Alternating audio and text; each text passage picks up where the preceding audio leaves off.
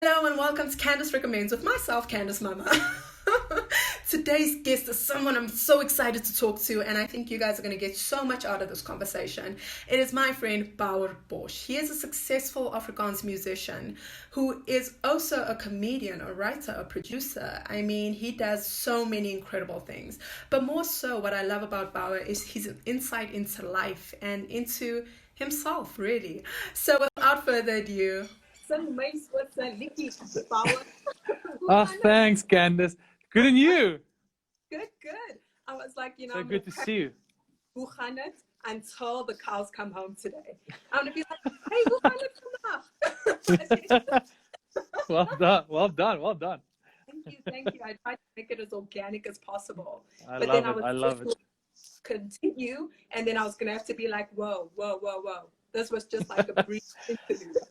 That's the thing. I like 2 years ago, I bought this Zulu CD set because I was like, I want to learn Zulu.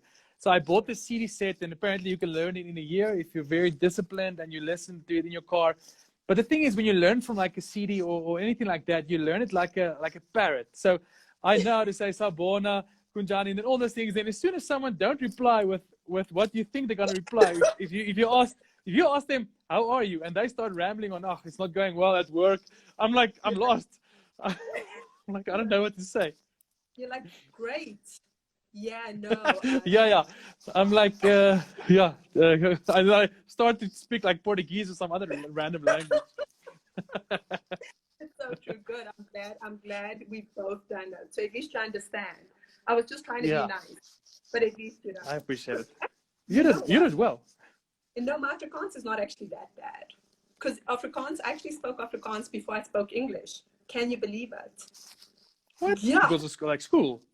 Nee, ek het op 'n plaas opgegroeid. Okay. That is amazing. Raised from the That ground. is I don't awesome. know. But that is beautiful because that is what you do. You grow as a person. You groei up. You grow up like a tree, like a plant. It's funny if you think about it that you made technically a language mistake, but in principle you said the most beautiful thing ever. So like you grow up as a person. It's awesome. You're like a poet. You're like an Afrikaans poet. No one even knows it. Bouwer, don't say You that. missed your calling. That's funny. Love it. My friend, how are you? How are you doing this? Is it okay if the thing shakes? I was gonna put it. I'll answer you now, but I wanted to put it like this, but I realized the frame. Is that fine? Then it's still. Yeah, I can do this. No, Okay, like it. Yeah.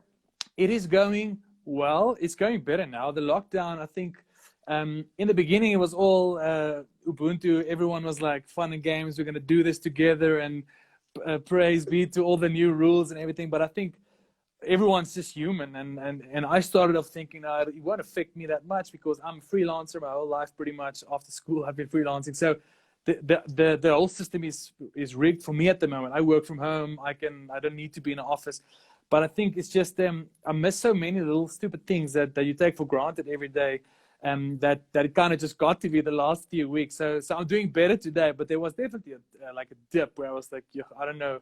And it comes down to everything. The way I eat, I don't exercise. It just comes down to I don't take care of myself anymore. I'm doing better now. But other than that, like the emotional, personal stuff, it's been awesome. I've been writing a lot. I attempted the first audiobook. There's an Afrikaans book that came out about these crazy murders that went down in Krugersdorp. Like it's this whole cult that went down. It's like Take the craziest Netflix series you've ever seen, documentary series on like murders and stuff like that, and it multiplied by 1,000. So that's a thing that went down in Krugersdorp. And there's a book that came out, and I told the people that bring out the book, what do you call them, the publishers. I asked them if I can record the audiobook because I love the book so much, and then I recorded during the lockdown. It was so much work to read, because you can't just read and record. You have to tell the story. It's not just about reading it. So you have to understand the words. So it was a brutal project to be part of. I'm glad I did it, but that was one of the coolest things that I did during the lockdown so far. But yeah, other than that, it's going well, Candice. So what's the name of the book? The book is called, it's an Afrikaans book called Afspraak met Moord, which means meeting with murder. And it's pretty much about this sect, and they made appointments with people. So the one was like a financial planner, and they would make a meeting with a financial planner to help me with my finances, and they would just murder the person for like 3,000 rand. So it's ridiculous. They killed people for like the smallest amount. It wasn't even this big heist, or they murdered like a billionaire or something like that. It was just crazy. But there was one lady that was in charge of the whole sect, and she manipulated everyone to commit the murder. She didn't even commit one murder, and the whole thing is about her. So it was a fascinating story, but it's riveting at times. But it was cool to just record an audiobook. I've never done that. I've been fortunate to do films and music and do podcasts, and there's different mediums, but I've never attempted an audiobook because I'm a lazy reader to start off with. I love books, but I'm a lazy reader. So for me, it was like I like listening to books. So why not be part of that whole scene and throw in my weight and my voice in the audiobook world. Oh, I love that. So you just added another thing to your resume. Well, exactly. Adding like bread baker, liquid coverer. Yeah. Yeah. Audiobook author. Exactly. Yeah, exactly. Voice. But it's crazy how life changed, how the world changed, because like I don't know how old you are, but I'm 36 now. But when I was a child, like there was a job for a kid to go and like deliver newspapers in the morning before school at people's doorsteps. And I mean, that's a thing of the past. Like everything's online. There's so many jobs that doesn't exist anymore, and so many like new jobs. I mean, the whole influencer game, people that have a lot of followers and just have a phone. I mean, that's like a whole new spiel that you can go into. Like, what's your opinions on that? I'm still divided. I'm still on the fence. With that. But it's interesting how the world has changed, and just this pandemic as well. I mean, we're in the middle of something crazy, and I don't think we'll ever go through it again. But just to go through it, it's not a blessing, but it's crazy to be part of something like this. When you go into history, you always read about the stuff that the previous generations had to go through, and you think, oh, how did they do it? And I think like 200 years from now, people are going to go, oh, you remember the COVID-19 virus of 2020? How did they go through it with all their Netflix and all their technology and all their online deliveries and Takealot and Amazon? How did they do it? They must have been so tough. So yeah, this is a great time for reflection, to actually kind of, because I wrote this. I sometimes write for the Afrikaans newspaper. I write like columns. Yeah. And the latest one is kind of like where I feel feverish. I feel I've got an emotional fever. And the whole point of the thing is like, because I'm a musician and I'm in the entertainment industry, and I always say that I make music and art to survive emotionally and not financially, because that's just the way I am. I feel like I'm a burdened artist. I think a lot of artists will feel like that. But I've got a heavy heart the majority of the times. Even though I'm in love with life and I'm a happy person, I just got a weighted heart. And for me, this time is kind of a reflection to go, who's the real Bouwer Bosch? Like, are you just the guy that makes music and funny videos and make films and that's on a stage and on Instagram stories? Or like, who's the Bouwer when there's no music and when there's no flashing lights and there's no screaming fans? Like, who's that Bouwer? And this is a crazy reflective time for me to strip all that stuff, because we're all stripped from that. The entertainment industry was hit hard. So it's like, so what are you going to do now? Funny man, music man, now that you don't have a stage, what are you going to do? And then it comes down to like, you need to find out who you are and not live with that, but be okay with if there's no praise from fans and shows and stuff like that. So it's been good, even though it's been tough, but I'm grateful for this time as well. Yeah. So who is Bouwer without the music? Yeah. Well, just the last part broke up. Who is Bouwer without the music and the music and the creativity? Yeah. Well, to be honest, I'm still figuring that out. I think I love people and I'm in love with people, and I've always had a massive passion for not community work, but to just be like, I grew up like I have a church background. Like my parents was kind of like church planters. They're not pastors, but they were involved with like planting a church in Potchefstroom, where I'm from. So I've always had a like a Jesus approach to life, not necessarily Christianity. It's complicated, my views. I always say like I gave up Christianity in order to follow Christ, and I'm broken as everyone is, and I'm full of sin as everyone. But I kind of like try to look at Jesus' life and try to live that way, just as simple as he kind of did. in a sense. So for me, it's always about the ones and twos. So I always say, like, when someone is in front of me, it's like they're on the doorstep of the church, and I try to focus on the ones and twos. So I think what this time has taught me is that I am that guy. Like, I love music and I love entertaining the masses, but I'm also about the ones and twos. And I can be honest, like, this is also a time that I kind of failed at that, and keeping the closeness, the close people in my life kind of not intact, but keep those relationships kind of intact as well. Because I'm you get like minimizers and maximizers, and some circumstances make people maximize, so they go bigger and they live, especially in firsts. Like, this whole virus and everything is a first, and for me, I kind of tend to go inwards. I kind of tend to internalize everything and overthink everything, and not let a lot of people in, which is a massive flaw of mine. But I've got great people in my life that can call me on it. That I think I'm very fortunate. I've got friends that go, listen, I see this. I see what you're doing now. It's not healthy for you, and it's not healthy for our friendship. And I've had those kind of conversations. But yeah, to get back to your question, I think I'm still figuring out to who I am.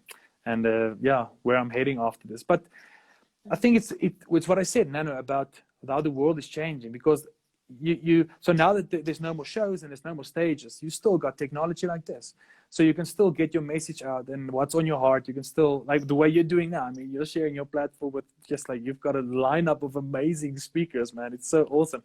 And the irony is you can reach more people with this medium. It's not as personal. Meaning, this is personal. I can react to you and you can hear me, and this is now in the present. But the irony is you can reach more people. I mean, like, so it's like Oprah Winfrey. Everyone's an Oprah Winfrey fan. We will probably never meet her. I don't know if you've met her before.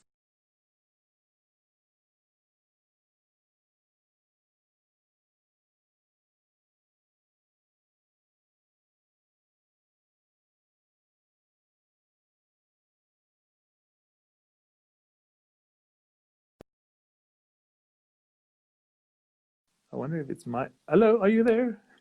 I'm here. I just saw a little thing over your face. No, you know what's the irony about that moment? Is the fact that you were going so well, and you were saying, you know, you can reach so many people and it's such a great platform. And then I'm like, Wi-Fi. That's great. It's always something, It's always. No, But I just want to...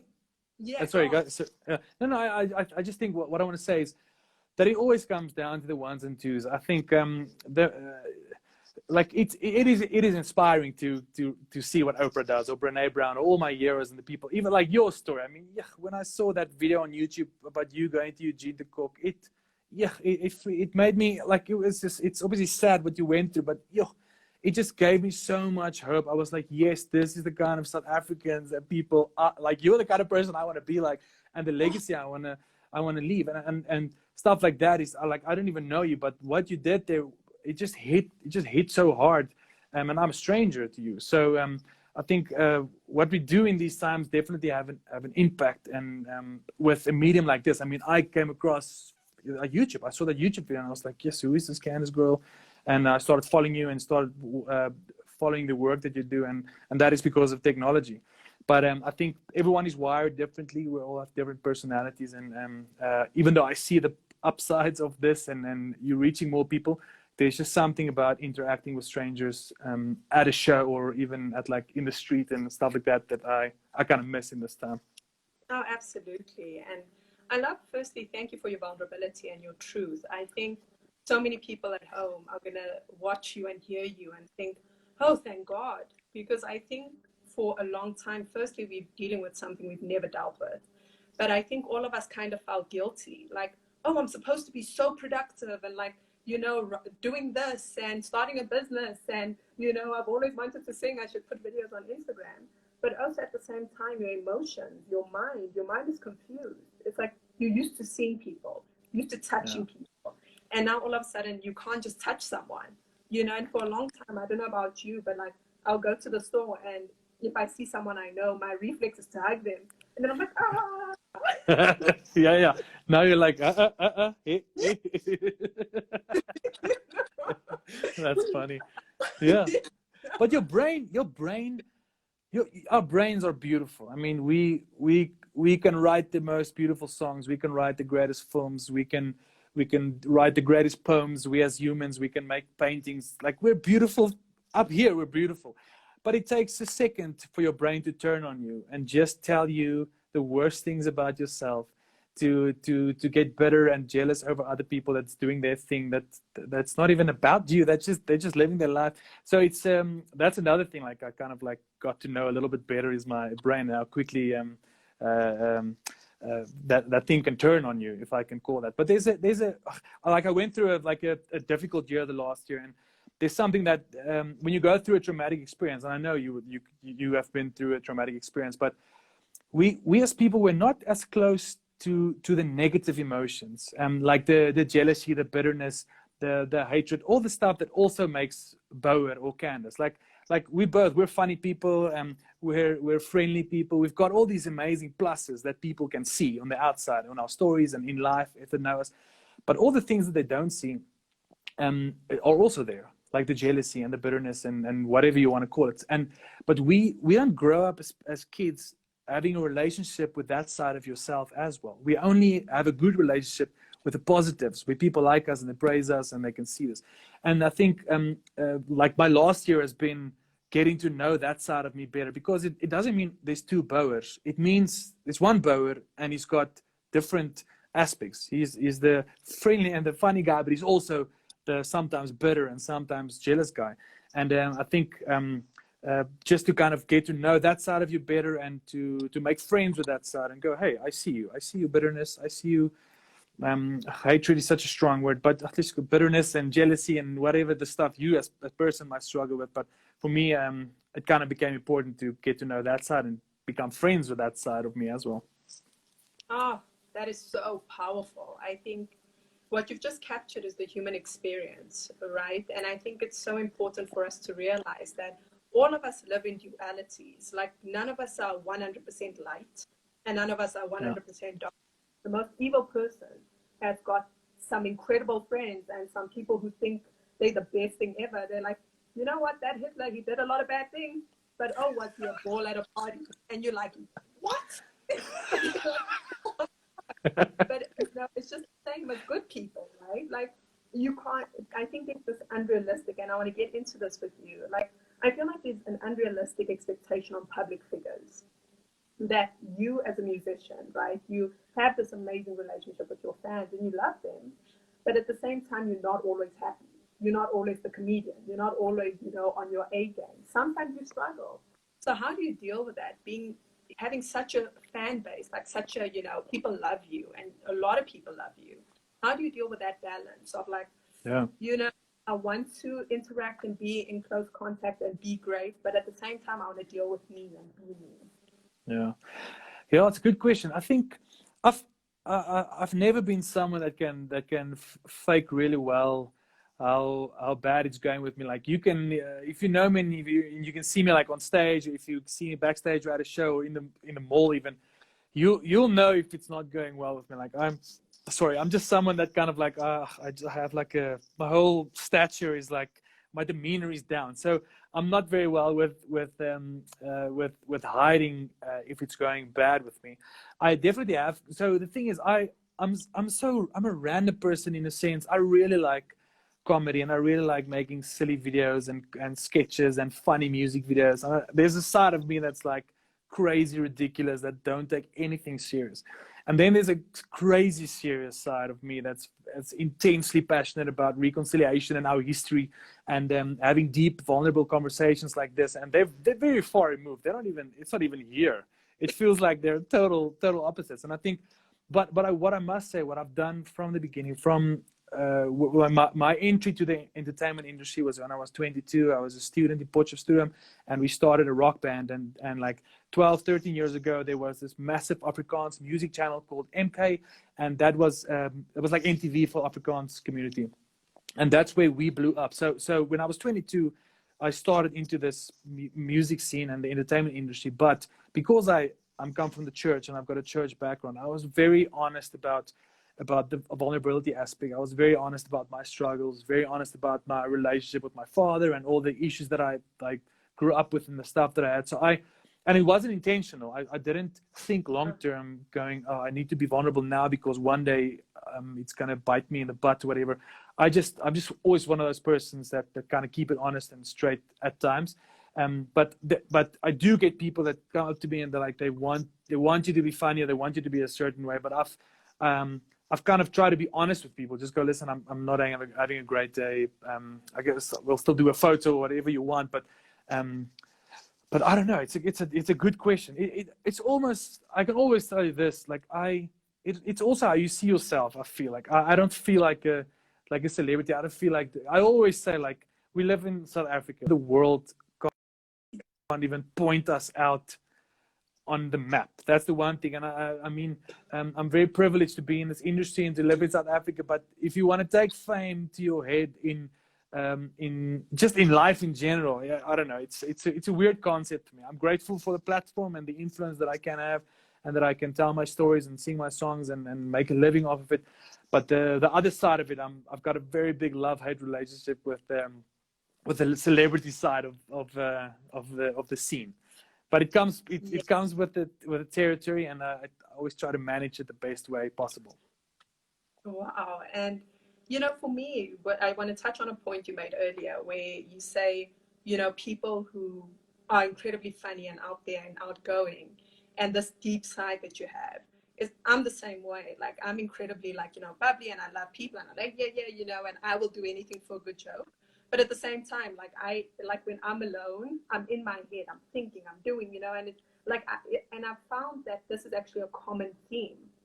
I've found the funniest people I've met are also the deepest thinkers. And they've got these sides to them that are like, I'm the life of the party, but if you catch me on a bad day.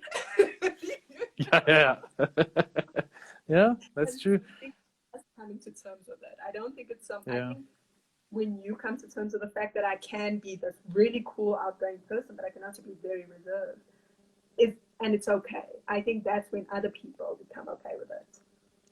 Yeah, great point. I also think they drew from each other. I think the deeper, more emotional side, the other side get influenced by that in the way we react in that side. And I think it's the other way around as well. I think that's what makes humans so beautiful for me, and that's why it's such a cliche to go, oh, I love people, but just everyone I meet has just got so many layers, and everyone's got a story. Everyone has got their heartbreak that they went through. Everyone's got great stories, sad stories, and that's just what is so beautiful for me about humans. And that is also the thing that's so upsetting to me about like our history in South Africa, but just still the race issue in the world. It's like can't we just see past, like, the fact that we can't see past skin color baffles me. It just breaks my heart so much. It's such a stupid thing to judge people on the way we look on the outside.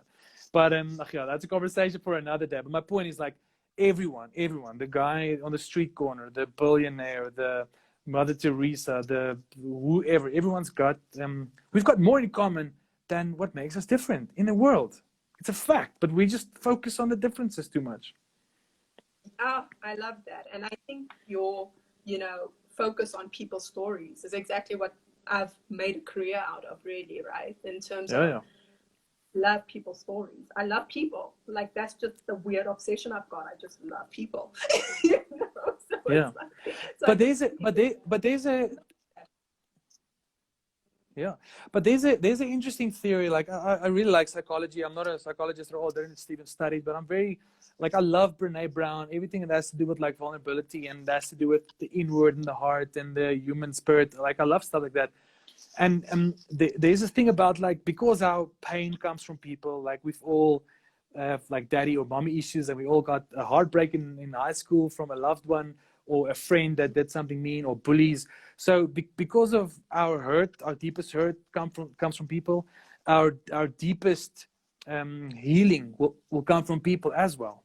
So we're kind of stuck in this world with each other, and we are hurting each other. But because I inflicted the wound, the pain will also come from, the healing will also come from a person. And the majority of times, it's the people that made the wound, or the person that can heal as well, that can bring the healing towards you as well, which is which is the irony of life, because the last person you want to see is the person that hurt you. But that's the person that comes with a gift. That's beautiful. Have you always, so I know you spoke about coming from, Christianity to now just following Jesus, but is that where you crafted your narrative of life? Is that what really, moves you forward? Is that where your beliefs and thinking come from? Yeah, I was very fortunate growing up in Potchefstroom. I had a youth worker at our church. His name is Francois Estreisen, and I was very fortunate to have him as a mentor throughout my whole formative years. And I mean, to be like a high school kid going through puberty, going through all the suckiness of being a teenager, and having an older guy there, like just being a friend, being a motivator. Like I always credit him to help shaping me the person I am, even though with all my flaws. I learned a lot from him, and in terms of how to look at life and how to approach life, and just how to handle people, the person next to you. Because like I said, Nana, like we're all screwed and broken, and it's fun, and that's what makes us beautiful. But I think throughout the years, writing music and doing these things, like I've got a massive passion for the church still, and the role that spiritual communities can play in society, in the world, no matter what the religion. I'm not going to convert people to any religion. I'm more into like spiritual, how can I say that? Like more into the spirituality side of things than the religion side of things. For me, it's all about the connection and the relationship. Then it's about the rules and all the stuff that comes with it. And I know it's a controversial view, but I think we have one life. The life is tough. Like the world is it's out to get you, and you must hold on to the things that takes you through the day. And who am I to say I'm the only right one? And if you don't listen to what I say, you're wrong, and you're gonna go to hell or whatever. Like I'm not a big fan of that theology. For me, it's it goes deeper and more spiritual and more human than that. But I think just with writing throughout the whole, like I've been in the music industry for like 15 years now. My perspectives always are always under construction. You always change, you always unlearn. Unlearning has been a massive part of my life, being like just being like a white Afrikaans dude growing up, see how times change. There's a lot of things you've got to unlearn from the past, things that you've learned from yourself and South Africa, and which is also an amazing part of everyone in South Africa. It's just the unlearning and the new stuff that we had to learn and get accustomed to, which also makes us the most awesome nation in the world. Sorry, I'm a massive South African fan. But sorry, to get back to the yeah. So, but to get back to so for me, knowing that I'm in the entertainment industry and knowing that the entertainment industry thrives on stuff that's perfect. It's always about the best song, the most polished pop hit, and the most prettiest person is on the magazine covers. And I just could never relate to the things that are perfect. And I know music and art is not always, it doesn't need to be perfect, and there's a place for everything out there. There's a place for the most beautiful painting, and there's a place for just a splatter of blue paint over a wall. But I as Bouwer just could never, I related more to the more vulnerable art. When I listen to a song and I hear the guy's his voice is a little bit off pitch. You can hear the guitar is a little bit out of tune. And I wanted to be, and I still want to be, one of the artists that's rather, I'm not selling my vulnerability, but that is what I'm bringing to the table. I'm not bringing perfection. My songs are not number one chart-topping hits. It's sad songs sometimes it's happier songs. But I want it in an industry that's built on perfection. I want to be the broken, vulnerable guy. Just also being in there. And it's not about my way is the right way. There's so many artists like me out there. But I just wanted to do that kind of. I didn't see that growing up, and I wanted to kind of be that, I think. Oh, that's incredible. And so growing up, you speak about that. What would you tell your younger self? Because I think all of us, if we could go back to our 18-year-old selves, there's so much wisdom and advice we'd give them. What would you say to yourself? Good question. I would definitely say don't overthink so much, and don't take life so seriously at times. Like sorry, I do take life seriously at certain points, but there's moments in my life where I just overthink it so much that it just it ruins my day, and it just takes you out of a great vibe by overthinking Yeah. something that is actually not worth all the brain power. So I think I would just say to myself, don't overthink too much, and also don't worry that much about what people say, because I've got these two things. Sometimes I don't care what people say about me. Like, it's like, I don't care, it's your opinion. But then other times it's like, ugh, I don't want to bring out this song because what will people think about the lyrics? Or I don't want to do this show because what are people going to think if I say yes to a kind of political show like this? So there's definitely those times as well. But yeah, overthinking and not taking life so serious would be my two advices for my younger self. I'd steal that for my younger self. No, but Monique, I think is how you say it. She says your songs have gotten her through teenage years, and it's still getting her through today. So, Oh, awesome! Thanks, Monique. It's working, right? Yay! Thanks, Monique.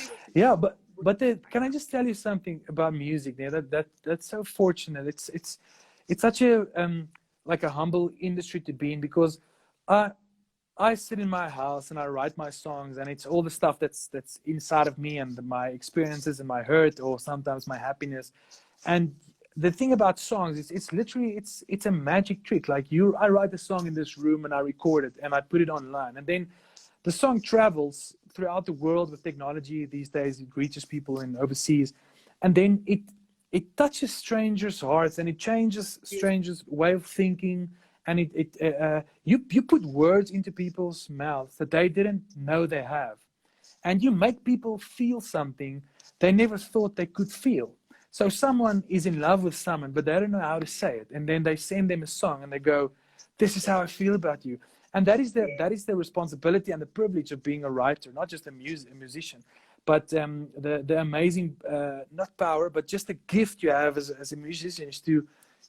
You come out of nothing. There's nothing here, and then you write a song. You put some words with music, and it resonates with strangers, people you will never meet in your life, but because that's how music's for me. Like, the people that changed my life, I will never meet them because they're all like overseas artists, but they changed my life. It's like it's if they became my best friends. Like, songs are friends. Yeah. And it's a massive gift to be on this side of the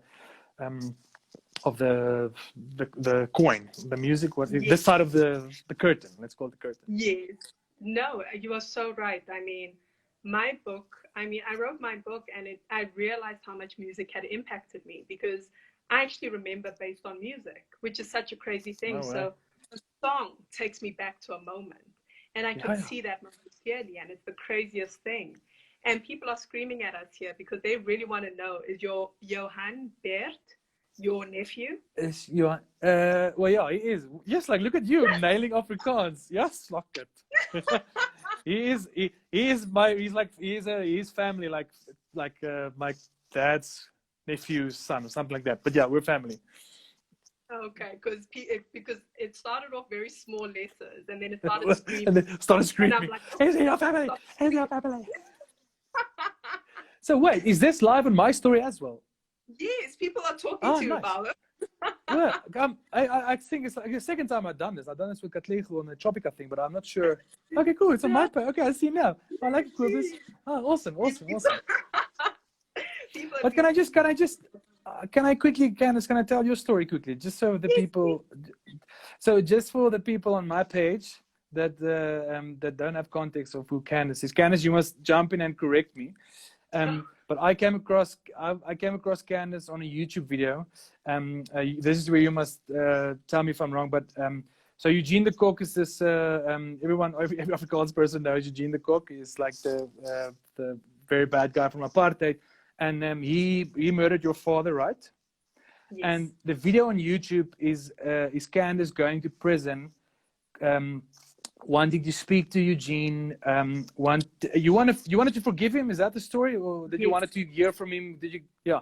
So go on YouTube and type in Candice Mama Eugene de Kok, and it's pretty much Candice and her family going to Eugene de Kok in prison and speaking to him about her father and forgiving him. And but it's it's mind-blowing. Like, I've never in my life experienced something like that, that someone could do that. Like, I struggle to forgive people that said things to me when I was younger, and just the thing that you did. So just to have context for my followers, this is Candice Mama, and that's her story. And yeah, okay, sorry.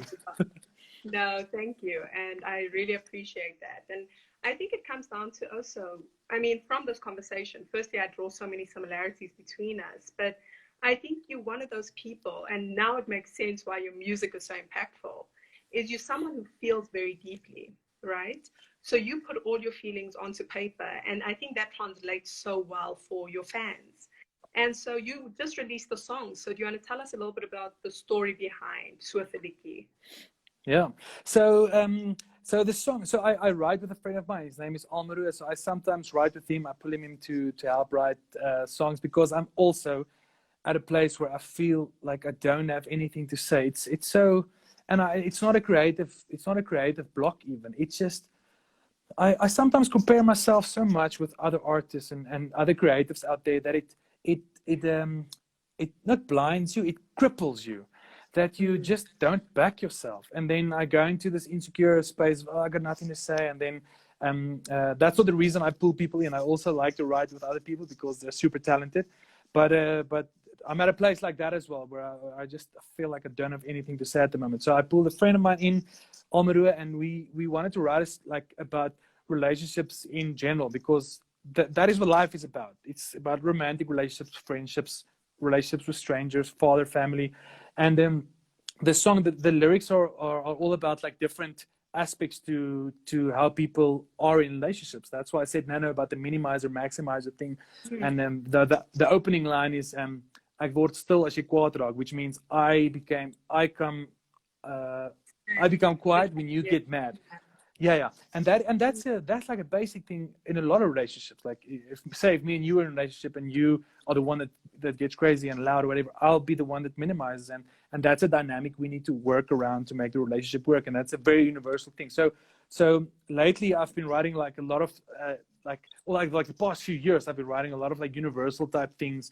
Just it's just more relatable in a sense. And there's here and there's songs that's full on about me and my stories and my pain and so on. But that song is just about that, like relationships, and especially in times like these, our relationships took a different toll, because if you were dating someone that you can't necessarily see them or be with them at the moment, and long distancing, you can't even travel to them and see them, or fly overseas or fly to Cape Town to see your loved one. And I think everyone that's in a relationship, I think, went through an interesting time, because now you are with someone the whole day, every day, because you can't go anywhere else because of the lockdown rules, or you can't see the person you love. And I think that's just another new aspect of life that we had to kind of what's the word, adjust to. But I just want to say, like, this song, I really like sad songs, even though I'm not necessarily in a sad mood. Like Lewis Capaldi is probably one of my favorite artists. But that guy, if you see his Instagram, like, nothing serious. Everything's a joke. And like him and Dermot Kennedy and Jacob Banks. So I like sad songs so much. But it's not because I'm sad. It's just I like the tone. I like the sound. I like slower moving music. And the thing is, sad songs are not super... Well, they're popular. Lewis Capaldi is very popular, but it's not a radio. No one's gonna put a sad song on radio, I guess. I don't know. We'll see. Imagine. Well, like, sad music has got its place, but I'm with you there. I love sad music only because it transports me to different places, and I think it's also the emotion. I love hearing people's emotion in music. Yeah. And so I think artists like, and the listeners will like, is someone called Yeba. So it's Yebba. So it's Abby backwards. Oh, nice. And she starred with like Ed Sheeran. She was with Sam Smith on a song. So I decided, let me go Google this girl. And her story, I was just like, oh, stop it. This was me listening. And it's so funny. That's great. Then my partner at the time walks in and he's like, did I do something? And I'm like, no. It's not you. Leave me alone. Leave me before you do something. That's great. But I love it, and I know what you mean by saying, like, sad music is, I find, very connective. Obviously, it's got its place. You know, you can't go to the and they playing you like a sad song. Like you're like, that's not Yeah, how, yeah. yeah. Played rage. You ready to cry, all you tricks? Are you ready? This is you like, no. Yeah. That is funny. That is funny. But you know Jacob Banks? I love Jacob Banks. I mean, his voice is like so. That guy, No. man, he's amazing.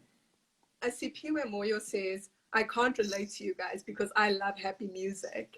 It's okay. It's awesome. We also like happy music. There's a world for all of us. I mean, it's not like Yeah. we're saying we love happy music. I'm just saying Yeah. I love. Like if it was like Yeah. love. I'm just saying I love sad music. I like happy music. Love. I'd marry sad music. In a relationship. I just wanted to ask you if you wanted to marry, would you marry happy music or sad music? I'll marry sad music. Maybe we like being sad, Albert. What's that? What's that about? Maybe maybe we are sad people. I don't know. Maybe we're deceiving ourselves because in the beginning of this call we said we're so happy, but we have these serious moments. Yeah. Maybe we be sad. Yeah. But that's my point what I said earlier. But I think like saying you're sad and saying you're depressed doesn't mean you have depression. It's just I'm just saying I'm depressed. I'm now depressed and I'm sad. So, and I think it's a worldwide thing. Like it's shameful to say these things, and it shouldn't be shameful. There should be nothing wrong. If there's nothing wrong with saying I'm happy, then why should it be shameful by saying I'm sad today and I'm depressed today? Because that is also part of who you are. That is just an emotion. It's not who you are. It's something you're feeling. And then and that's also stuff that I've learned like the past few, like the last year, just my whole year has been like rewiring who I am and my blueprint inside myself. But that's the important thing that I learned is like your feelings. It's what you feel. It's not who you are necessarily. And you have to voice it. This is so cliche because I suck at this so much, but I can speak about it like as if I'm nailing it. But you nailed the emotional thing. No, but the thing is, I'm not actually. I love speaking about these things, but it's just sometimes the things that I struggle with the most as well. Yeah, I like speaking about vulnerability. I love this, but it's also one of my biggest challenges. But yeah, that thing about like your feelings are something you feel, and it's not who you are. And it's important to know that. Oh, I think that's powerful. I think like we spoke to Alex Granger, and Darcel just reminded me. He said we are constantly balancing. We never in balance, you know. So sometimes your career going so well, and your relationship is like going up in a smoke show, and you're like, what the F? You know, and then your relationship is like, yay, and you're unemployed, and you're like, I can't afford this relationship. Yeah, that's funny.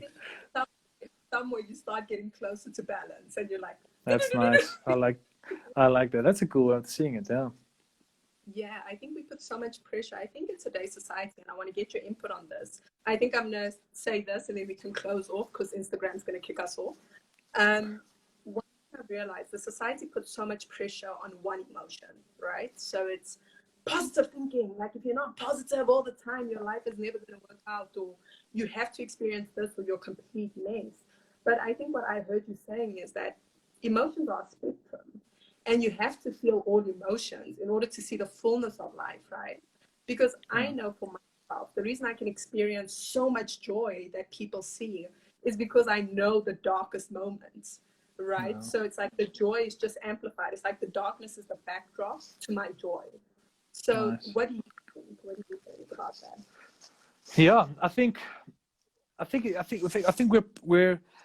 we're part of it all. I think we shouldn't. I just think we don't have a healthy relationship with that, not the negative side, but that side, and it has to do with the way we grew up as people, and it has to do with the influences we take, our favorite musicians and actors and magazines and models and whoever is your influence as a child. And I think I can speak like from a Afrikaner, like male point of view.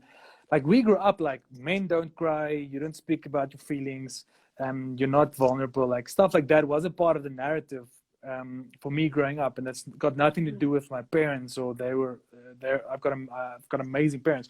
It just it has to do with like the system, and I think the world. I think in general, I'm making an Afrikaner thing now, but I think in general, men don't grow up by being the norm to like speak about your feelings. It's okay to cry. Like it's not a narrative that's a real man can cry and a real man has emotions, and that's also something that I kind of had to learn and unlearn from growing up. But I think it's part of everything. The bad side, it's part of who you are as well. And you have to go through those times to grow and learn and to look back. Like you're never going to look back and go, oh yes, remember how you grew as a person during that amazing year you had where everything went your way. Oh, I came out such a better person. I came out stronger when everything went right for me. And unfortunately, it doesn't work like that. You have to go through the bad times. You have to go through the heartaches. And the other thing is, unfortunate, you hurt people as well. It's not just about you getting hurt. The other sad reality is you hurt people as well. And you have to understand that that's also reality. And you have to understand that you're going to have the conversations where you tell people that I hurt you and I'm sorry. And this is what I went through, and I hurt you because I was hurt. But that's also a sad reality that we must live with, is to know that we're part of this giving and taking species in life, and to kind of that's the balance thing where you said, Nana, so beautifully. And I think trying to get that balance intact it's life. It's just how it's going to be forever. But it's okay. I think we're very hard on ourselves as well, and I know I'm very hard on myself during this time, but also just in life in general. And it's not necessarily. We're not gods. We're just human beings with flaws. That should be your next song. We're just human beings. I can almost hear it, but with a sad melody. Not for City, where he needs like. I love it. You must. No, you know what you must do. So I've got the perfect plan. So you're going to sing the sad version, right, for us, okay, because we like that. And then you're going to team up with an EDM DJ who's just going to speed it up for no reason. I love it. Yeah, that is great. That is amazing. Right? Song I love ideas it. on. I love it. I love it. It's going to be massive. This has been such an incredible conversation. Thank you. I'm Thanks, honored Candice. that you're on here. You are so enlightening. I love how you view life. I love the spirit you are. And I want to thank you on behalf of all your followers, all your fans, including myself. And I just want to thank you for, in a world where there's so much darkness, for being the light and for speaking your truth and for being vulnerable. So thank you. Thanks, Candice. I appreciate it. And thank you for your life and the things that you do. I mean, seriously, you seriously one of my favorite South Africans, and I wish I could live the life you've lived on your freaking age so far. But it's awesome to meet you as well. I've never met you, so this is great. Yeah. I know the conversation seems like we've known each other forever, but we've never met. We just met online now. Yeah, it's awesome. It's awesome. But thank you, Bouwer, and thank you everyone who tuned in live. Bouwer, I think your fans will want a special goodbye from you, and then we can really chat. Bye, Yella. Donkey. Thanks for listening. I really appreciate it. Go check out Candice's book, and that YouTube clip is very short, but check out her book and her story. And don't be so hard on yourself. Don't be so hard on yourself, guys, and leave us with our sad music. Just FYI. Yeah, I love it. My friend, it was a pleasure to Cheers, meet you. Candice. Have a good night. Bye-bye. Bye. Bye.